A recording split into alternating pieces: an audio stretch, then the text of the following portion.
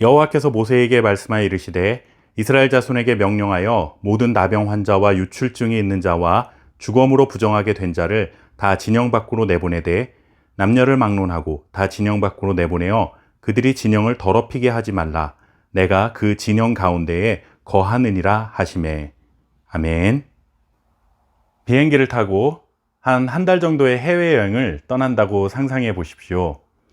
사람마다 준비하는 내용이나 정도가 다 다르지만 해외여행 시에 공통적으로 반드시 필요한 것이 있습니다. 바로 여권입니다.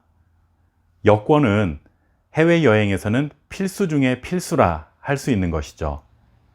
그렇게 생각해 본다면 여행자가 준비하고자 하는 준비물들 중에는 반드시 있어야 할 것, 있으면 좋을 것, 혹시나 필요하지도 않을까 하는 것, 사실 없어도 그만인 것, 이런 것들이 포함될 수 있습니다. 하나님께서 광야길을 떠나야 할 이스라엘 백성들에게 떠나기 전 준비 상황을 아주 철저하게 준비시키고 계신 것을 보게 됩니다. 지난 민수기 1장부터 4장까지는 이스라엘의 군대를 조직하여 준비하는 일을 했다면 민수기 5장과 6장은 그렇게 만들어진 이스라엘 진영을 거룩하게 만드시는 준비를 하고 있습니다. 지난 말씀에서 기억해야 할 것은 이스라엘 백성들은, 즉 하나님께 선택을 받은 하나님의 백성들은 단순히 여행을 떠나는 여행자가 아니라 하나님 나라를 향해 나아가는 동안 세상과 싸워야 할 하나님의 군대요, 또한 성막을 중심으로 하나님을 섬기는 자들이라는 사실입니다.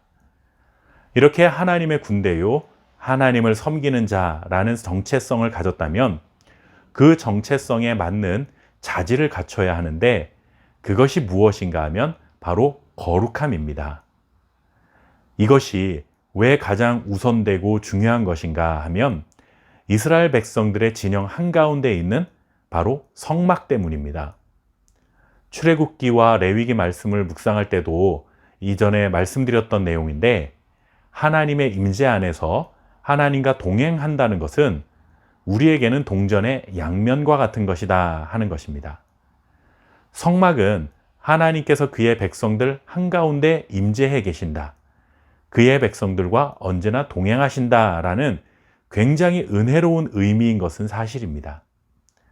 그러나 하나님은 거룩하신 분이시기 때문에 거룩하지 않은 모습으로 함부로 성막에 나아가게 되면 하나님의 이 거룩성 때문에 죽음을 당할 수 있는 위험도 동시에 존재한다는 것이죠.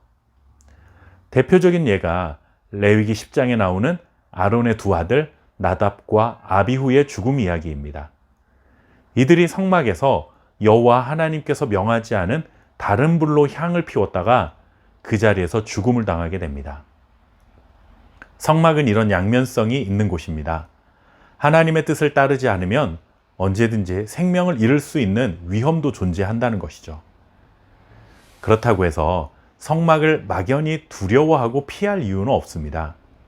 정확히 말하면 성막이 위험한 것이 아니라 하나님의 말씀을 따르지 않는 상태에서 성막을 가까이 할 때 위험이 될 수 있다 하는 것입니다. 바꿔 말하면 우리 인생 가운데 하나님이 임재해 계시고 하나님이 나와 동행하시기 때문에 그 무서운 하나님과 함께하는 것이 너무 겁난다 라는 그런 뜻이 아니라 하나님의 뜻을 따르지 않으면 그 죄로 인해 하나님과의 관계에 커다란 문제가 생길 수 있다 하는 것이죠. 앞으로 광야길을 가는 동안 하나님은 자기 백성들을 떠나지 않으시고 언제나 그들의 삶의 중심에서 그들과 동행하실 것입니다. 우리도 하나님의 나라를 향해 세상이라는 광야에서 성령 하나님과 동행하며 살아갑니다.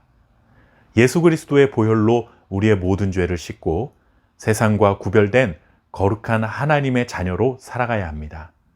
그것이 우리가 목적지에 도착할 수 있는 유일한 길이요, 우리를 목적지까지 안전하게 인도하실 성령 하나님과 동행하는 길임을 잊지 마십시오. 오늘도 거룩한 자로 부름을 받은 것을 기억하시고 주님의 십자가로 모든 죄를 다 씻어내시고 거룩한 길을 걸어갈 수 있는 저와 여러분 될 수 있기를 바랍니다. 감사합니다.